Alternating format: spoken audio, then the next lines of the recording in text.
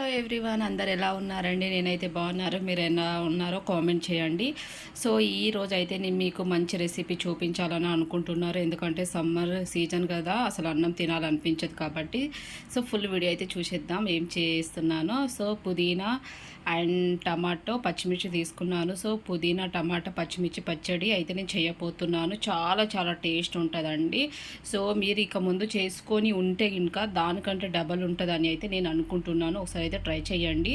So నేను ఏమేమి వేస్తున్నాను అనేది క్లియర్గా మంచిగా చూడండి. నేనైతే దాన్ని పుదీనాని చిన్న చిన్నగా తీసుకొని అయితే మంచిగా నేను నీట్గా కడుక్కుంటున్నాను.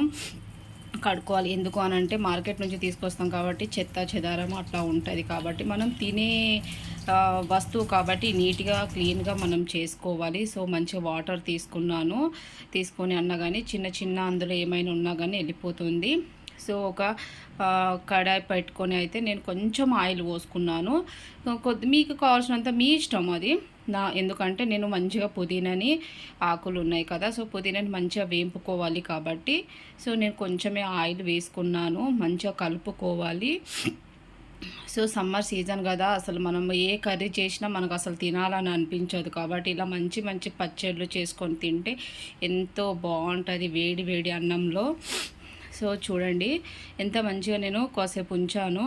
మంచిగా వాటర్ అంతా దాంట్లో పీల్చుకుంటుంది. మంచిగా ఉడకనివ్వాలి, ఎందుకంటే పచ్చి పచ్చిగా ఉంటాయి కాబట్టి. ఇటు సైడ్ అయితే మంచి పచ్చిమిర్చి టమాటా కూడా కట్ చేసుకున్నాను. సో పుదీనా ఆల్రెడీ అయిపోయింది కాబట్టి ఒక బౌల్ తీసుకున్నాను. సో దాంట్లోనైతే కొత్తిమీర పసుపు వేసుకున్నాను. ఉప్పు వేసుకోవాలి. మీకు తగ్గినంత మీరు వేసుకోండి. కొంచెం కారం వేసుకోవాలి, మీకు తగ్గినంత వేసుకోండి. అల్లం పేస్ట్ నేను వాడుతున్నాను ఇక్కడ, జాగ్రత్తగా చూడండి. సో నేను ఏమేమి వాడుతున్నాను అనేది ఇదే మెయిన్. సో కరివేపాకు కూడా వేస్తున్నాను. కొంచెం వెల్లుల్లిపాయలు కూడా వేసాను. అల్లము పేస్ట్ వేసారు కదా, ఇది ఎందుకు అని అనుకుంటారు, టేస్ట్ బాగుంటుందండి. సో కాసేపు అయితే అట్లా పెట్టేద్దాం. పుదీనా కూడా మంచిగా ఉడికేసింది, పచ్చి వాసన అనేది మొత్తం పోయింది. దింపుకొని అన్నా కానీ సో మిక్సర్ గ్రైండర్ ఉంది కదా, సో దాంట్లో వేసుకొని అది మంచిగా చల్లారనివ్వాలి. ఎందుకంటే వేడిగా ఉన్నప్పుడు మనం మిక్సీ పట్టకూడదు. నేను ఇంకా కొంచెం ఆయిల్ పోసుకొని సో దాంట్లోనైతే ఎండుమిర్చి వేసుకున్నాను. జాగ్రత్తగా చూడండి. టేస్ట్ లేదు కదక్క అని అది ఏమి కామెంట్స్ కొందరు పెడతారు కాబట్టి మనం కొన్ని ఇంగ్రీడియంట్ వేయడం వల్లనే టేస్ట్గా ఉంటుంది. సో అది చూడకుండా అలా ఉంది ఇలా ఉంది అని కామెంట్స్ పెడతారు కాబట్టి నేను అంటున్నాను.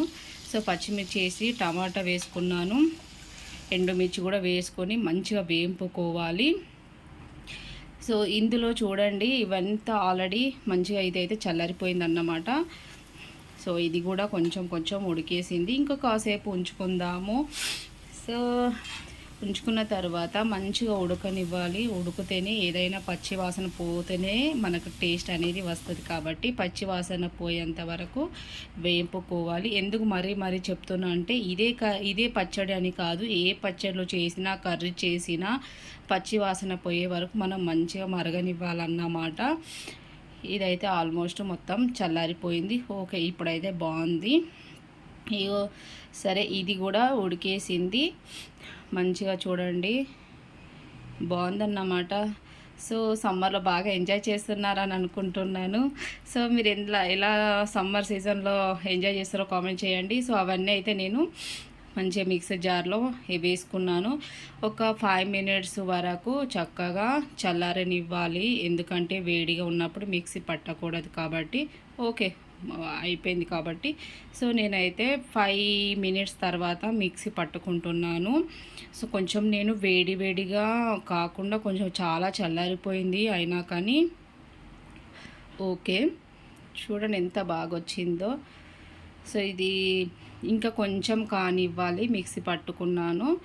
మీరు కూడా రోట్లో కూడా దంచితే ఇంకా సూపర్గా ఉంటుంది. సో నేను సిటీలో ఉంటున్నాను కాబట్టి నాకు ఉండదు కదా. సో చూడండి వాటర్ ఎట్లా వచ్చేసింది. ఇప్పుడు పూర్తిగా పట్టేసరికి ఓకే బాగుంది. సో ఇంకో కడాయి పెట్టుకున్నాను. కడాయి పెట్టి అన్నా కానీ అందులో అయితే ఆయిల్ వేసుకున్నాను. ఇక్కడ కొద్దిగా నేను ఎక్కువ ఆయిల్ వేసుకున్నాను. సో ఆయిల్లోనే నేను వెల్లుల్లి వేసాను. దాని పొట్టు మాత్రం అసలు తీయలేదు, మీరు గమనించండి. పచ్చిమిర్చి ఇందాక వేసుకున్నాను కదా, పచ్చిమిర్చి కాకుండా ఇందులో అయితే నేను ఎండుమిర్చి వేసాను, కరివేపాకు ఇందులోనే జాగ్రత్త చూడండి. సో పోపు దినుసులు కూడా వేసుకున్నాను. సో ఇప్పుడు మంచిగా కలుపుకోవాలి, గోల్డెన్ కలర్ వచ్చే వరకు మంచిగా కలుపుకోవాలి.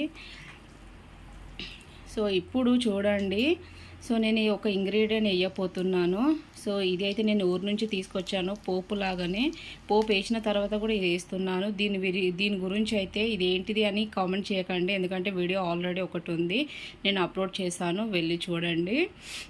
అవి చాలా చాలా బాగుంటాయి. టమాటా చారులో దీంట్లో వేస్తే సూపర్గా ఉంటుంది అన్నమాట. ఆల్మోస్ట్ అయిపోయింది ఇది. సో గ్యాస్ బంద్ చేశాను. అందులో ఆల్రెడీ వేసుకున్నాను. నేను ఒక చేతితోటి వీడియో తీస్తూ ఒక చేతితోటి చేయడం కదా, సో అందుకే వేసిన తర్వాత మీకు చూపిస్తున్నాను. సో ఇట్లా పోపు వేసుకున్నాక మూత అనేది అట్లానే పెట్టేసాలి 5 మినిట్స్, సూపర్గా ఉంటుంది. అంటే దాని ఆవిరి మొత్తం పీల్చుకుంటుంది అన్నమాట. సో చూడండి ఎంత బాగుందో, చూడడానికి యమ్మీ పచ్చడి అన్నమాట. సో ఎలా ఉందో కామెంట్ చేయండి. ఇంతేనండి, ఈజీగా. సో కామెంట్ చేయండి, లైక్ చేయండి.